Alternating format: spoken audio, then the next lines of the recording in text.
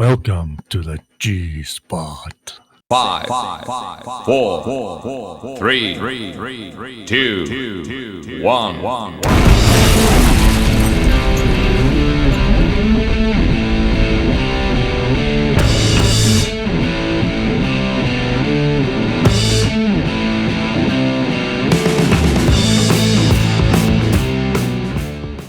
Hello everybody and welcome to Dynamic GT League's G-Spot number 40. There's more than that, but if you can find one, you're a lucky fella or girl.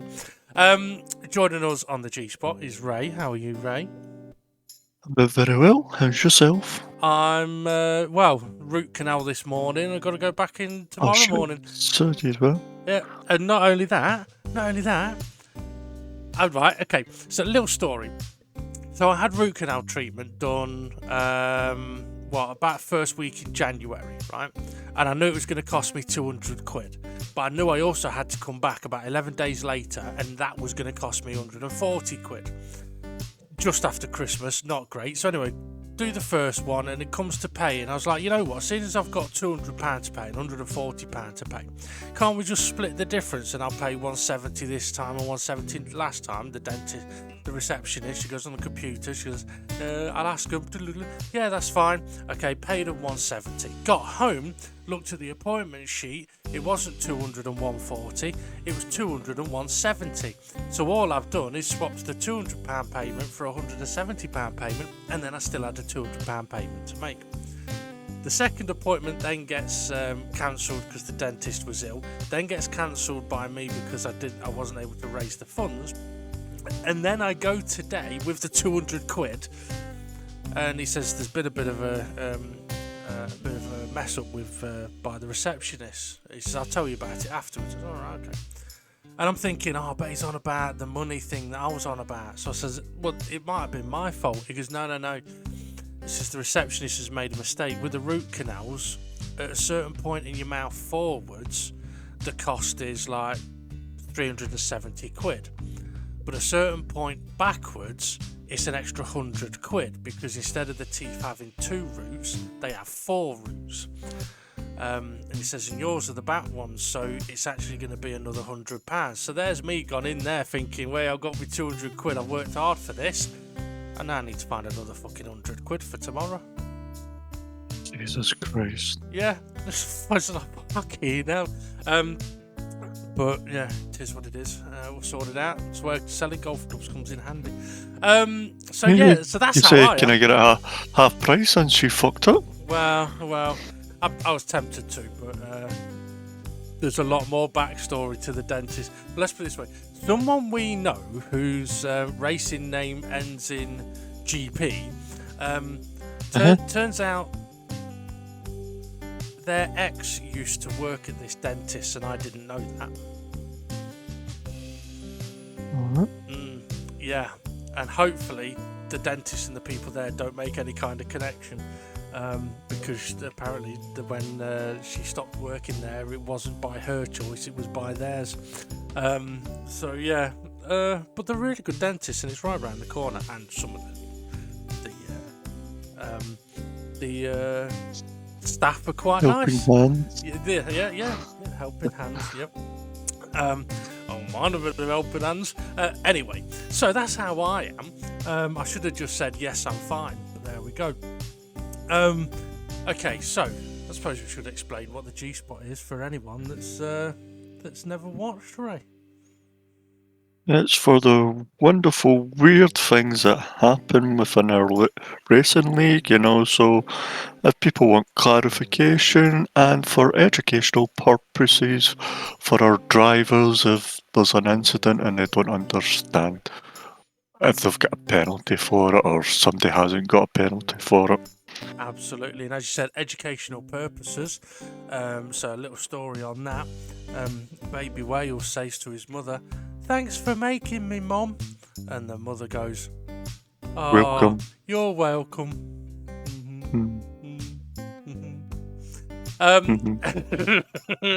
Okay, so we've got a couple of clarifications to have a look at.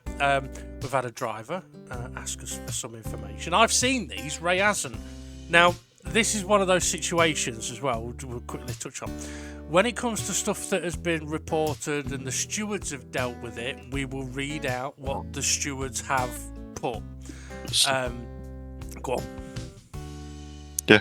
Yeah. No, I wasn't. I thought you were going to say something profound. Whale come. Sorry, I've got so many rude innuendos going through my mind at the moment. It's not good. So when it's a stewarding thing, obviously we're just reading the steward's information. When it comes to the clarification stuff, we are just looking at it as two drivers, basically. And what we say isn't necessarily the law, it's just our opinion on what we see at that time. So what we may or may not say cannot be held up in a court of law, okay? Now, Madeline, shut up. We'll have a look at some stuff and see what's happened. Now, this is normally where I'd say, let's get ready, and I'd give us a countdown and we'd look at some stuff. But actually, I'm going to say, let's get ready, and Ray is going to tell us what the first clarification request is. It is Gary, and I have spoken. It's not a report, but we have a different perspective on the coming together. So I think it'll be good for a third opinion, and so we and other drivers can learn from it. Okay. What you gonna learn for us? Not a lot. But what I will say, this one is very interesting. Now, as we do play this in a moment, I will be commenting over it. Ray hasn't seen it, so he's going to be forming his opinions. So I am going to try and comment over it as if I've not seen it before. So we'll get ready to take a look at this one then. In 3, 2, 1, let's go. G1, race 4. Is there space? What's the racing line? Can I go for this? Gonna go. Sounds like it would be a song now. Okay, so we've got our pal and Formula Gary side by side through fast left-hander, up to one of the long left-handers behind the purple burglar alarm. And what are we going to see here? We've got 3 very different lines in use, so a little bit of contact to the 3 cars coming together. Oh, and then SRI bottles it and spins. Although it does look like Art Pal is on the brakes. Go. So let's have a look. So Art Pal makes a nice move on Gary. Gary left the door wide open there. I've got a bit of temporary filling come loose in my mouth. So you don't really see a lot on the bonnet view. For anyone that wonders why we call this the bonnet view, yes, we know it's on the roof of the car, but it's the view you can see the bonnet on. Okay, so we look from Gary's view. Let's see what we got here then. So yes, from Art Pal's view, you couldn't really see anything at all. So a couple of different lines in use. Now, interestingly, Gary going for a very tight line. Oh, and theirs is a little bit of contact. So I guess the discussion between them is whether Gary's car was in the right place or was in a place it should be. Well, let's have a look. So there's a car's width there at the moment. Hard to say really. Kind of looks like there might be a car width there. I blame Rich personally. I didn't know he was involved in that, but let's have a look at what we've got on this view. So I'm looking at the car width actually. White line before the curb rather than the curb itself, and I'll come to that in a moment for me personally. So I'm looking, okay, is there a car's width for Gary to go? He's over the white line, okay, and then Art Pal comes across. So from these views, it almost looks like Art Pal's maybe come across, but we are going to have a look in slow motion. So yeah, I'm going up to the white line before the curb as my car's width. So I would say at this point, there isn't really a car's width for Gary to go into. And the reason I say I'm not taking the curb into account is because this is one of those corners where I would call not a normal racing line. So as Art Pal is now moving over, Gary's car is just appearing. I personally would say there isn't a car's width space there. So as this progresses on, that gap is getting smaller and smaller as Gary gets closer and closer. So at the point where the contact is, in my perspective of the white lines, there isn't the space there for Gary to put his car into, and then the contact has happened. Now, we'll have a look at it from Gary's view in slow motion. and we'll see what it looks like from that perspective. I thought I was going to go real slow motion and crash there. Okay, so Gary's car in this position is absolutely fine, but as I said, the curb here is one that no one would ever really use at any point during the race, so common usage wouldn't come into play for me. Now, Gary has gone up onto the curb. This may be his racing line, but at this point we can see there is quite a distance between the back of Art Pal's car and the front of Gary's car. So from my perspective of the white line on the left to Art Pal's car, when does that become less than a car's width? Is it before Gary gets there or after? Well, I'd say it's almost about here. So let's see, have we got any overlap? No. Yeah, so from the white line to Art Pal's left wheel, I wouldn't really say there's a car's width, and Gary's car isn't quite close enough. So at this point, I'd say that's a gap that isn't really there for Gary to go for. Although, if he wanted to continue this line around the corner, he could, but if he comes off that line and makes contact with the cars to the right, it would potentially be on him, because he's putting himself into a space where there isn't a car's width. So he's not entitled to the space yet, I don't think. But we'll see what SRI says in a moment. Well, yeah, it's fine. But there we go. So now, interestingly as well, Gary's car does start moving over to the right at this point.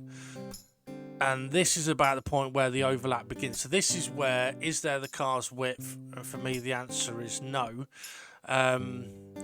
Other people may have a different view, but we can discuss that in a moment about like being able to use the curb and common racing line and things like that, because it is something that we have talked about in the past. So let's see if we're going to play this on anymore. No, we're not. We're done. But yeah, so just after that is where Gary's car actually does come off the curb and move right a bit and does make contact with Art Pal, and then Art Pal into SRI. So Ray, your thoughts on that one? Yeah, I don't think there was a car's width, and I'd be the same as you. I wouldn't be really counting the curb as part of the width for car widths. But yeah, I don't think Gary should be sticking his nose up there. Well, yeah, true. I mean, talking about the common use, because it may be a term that some of the drivers perhaps aren't fully aware of. I know it's not something we've massively delved into before. I'm trying to think of a corner, one that's coming to mind. Actually, no, you know what? One that's coming to mind, seeing as we're racing there this week, is Brazil. Turns 1 and 2. Sorry, turns 1, 2 and 3, okay? Now, I mentioned turns 1, 2 and 3 because there are 3 curbs there.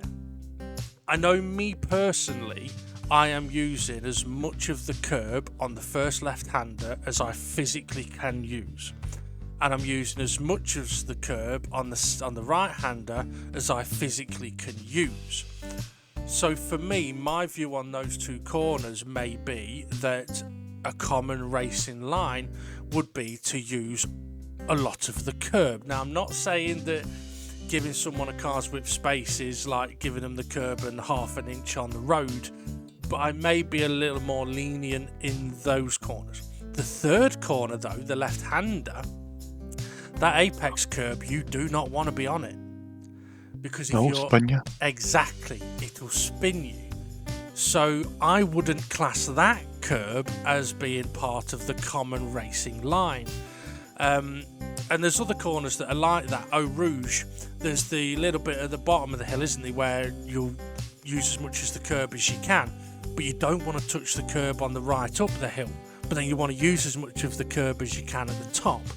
So it's like at the bottom you may look at common racing line being part of the curb, and at the top of the hill could be the same, but in the middle it wouldn't be. So I know it might be confusing for some, but in this situation with Gary, yeah, I think unfortunately by the time he's close enough to have a look, the width isn't really there in a corner where I don't think I saw anybody else use that curb at any point. Yeah.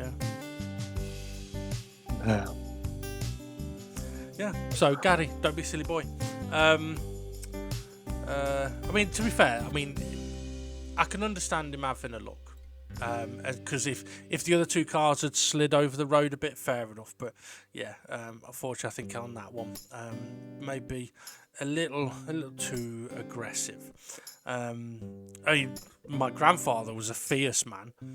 He had the balls of a honey badger and the heart of a lion, and a lifetime ban from the zoo. All right. Okay, shall we go on to the second clarification request? Yep. Okay, let's go. So Gary and I have spoken. It's not a report. I want clarification because I don't want Gary thinking I should have waited for him. Although from perspective, I didn't do anything wrong. Gary didn't say I should wait, but some clarity would be good. I didn't wait after hitting Gary because from my perspective, Gary was losing control of his car, which made him go slower and put his car in my path after he bumped into Ray. Oh. What did I do? Oh, well, you're about to find out. Okay, well, let's take a look, shall we? 3, 2, 1, let's go. G2, race 4, should I wait or should I go? Okay, so what we got then? So, it looks like the same set of corners and the same 4 cars. We're going to have the same thing.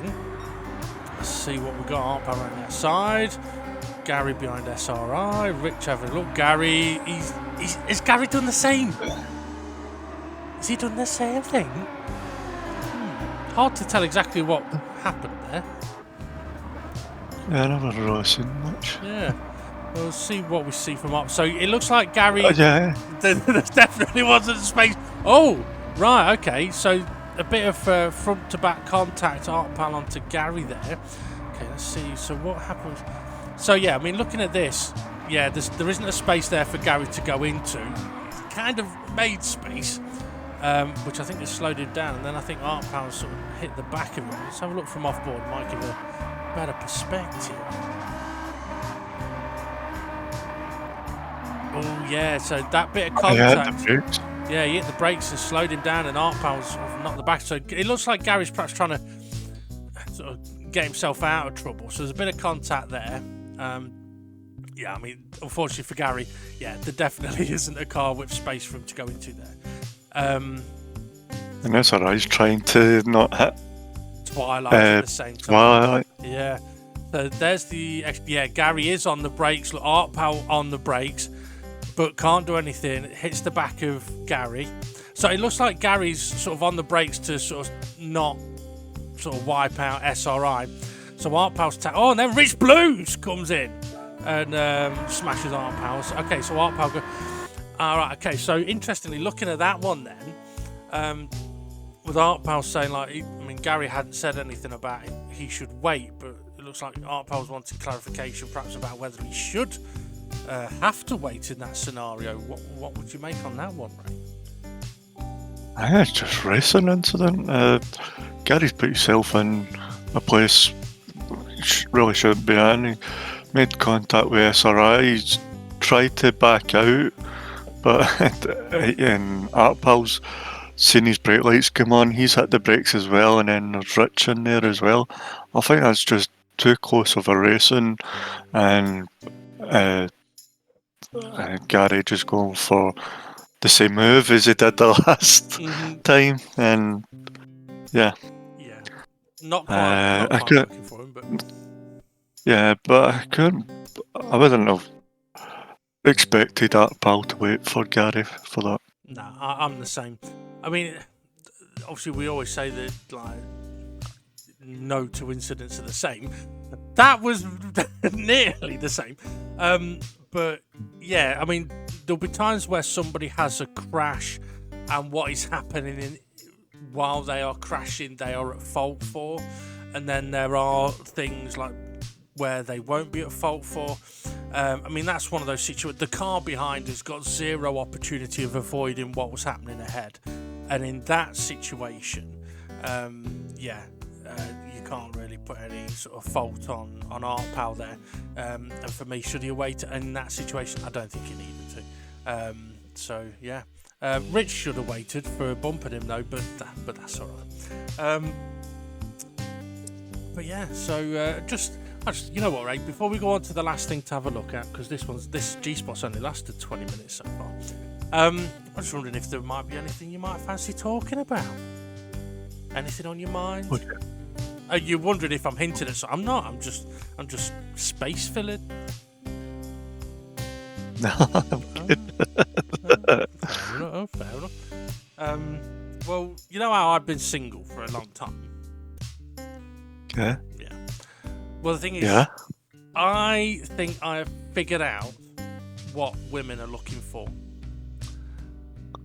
What? Security is what most women are looking for in a relationship. Oh, well, I've got my purple burglar alarm. Well, the thing is, the reason I know this is because that's what most women are shouting when I start flirting with them. Right. You sure it's security then no police? Well, yeah. Well, it wouldn't. What most women are looking for in a relationship is the police. Yeah, that's not a good. Yeah, you've got problems if that's how it's going. Right, okay. We've got one more thing to have a look at, and Ray has got absolutely no idea what it is. It does involve you, but it's not. I know what it is. But it's not about you. Oh, you think you know what It doesn't fall. You're involved, but it's not about you. So it can't be my. You're Spinneroonie. Oh no, I forgot about that. Oh, right, next all week. the way along this street. We'll do that for next week. No, it's not that.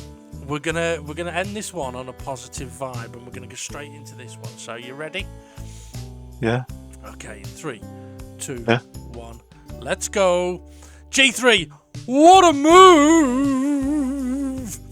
Now, we didn't fully see this on the race footage, but we've got Rich Blues here around the left-hander that Gary struggled at, making it 4 wide, down towards a hairpin. Why would you do that? Well, to overtake 3 other cars is why you'd do that. What a move by Rich Blues, a contender for move of the century, maybe. I think Twilight's won that though already. But yeah, absolutely brilliant by Rich. And I just realised I cut that short because at the next corner he got re-overtaken by all 3 cars. But watch this for a move, Ray. Talk us through it. So he's kind of kept a nice pace. You've seen that space there. Goes far right, Jesus. SRI never blocked that off. I think SRI. No, I thought I went deep there, but we didn't. No, well done, Rich. It was a very, very nice move, that. Well done, Rich. Yeah, I mean, I did cut out the bit where at the next corner he got repassed by the 3 cars, but it doesn't matter because it was an absolutely brilliant overtake by Rich, that was. So yeah, keep it up. I mean, that's a situation where making it 4 wide, I mean, you think about how many times we've said in the past, it's like, what are you doing making it 4 wide? That's a situation where someone has made it 4 wide, but everybody has played a part in making that work. Because if any one of those other 3 cars turns in, or if Rich goes deep, or if the car next to him goes deep, yeah, a situation that could have been carnage, but results in, yeah, really, really, really nice racing. And now we'll have to note down about next week's G-Spot. SRI's Spinneroonie. Oh, yeah, I just remembered something else as well. So, SRI's Spinneroonie. Was there anything else? Can't remember.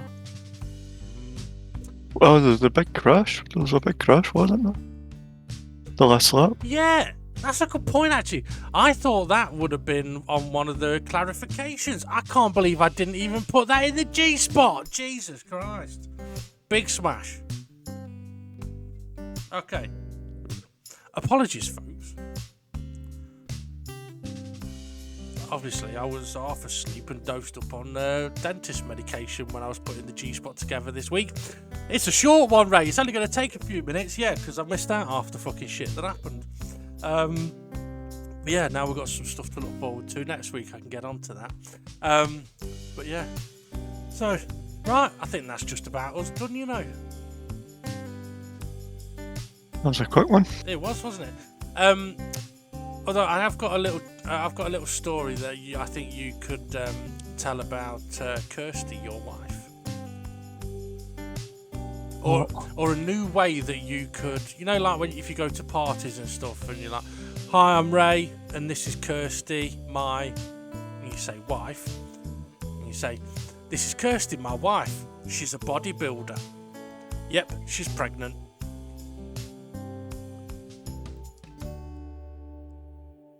You'll get that eventually. Yeah.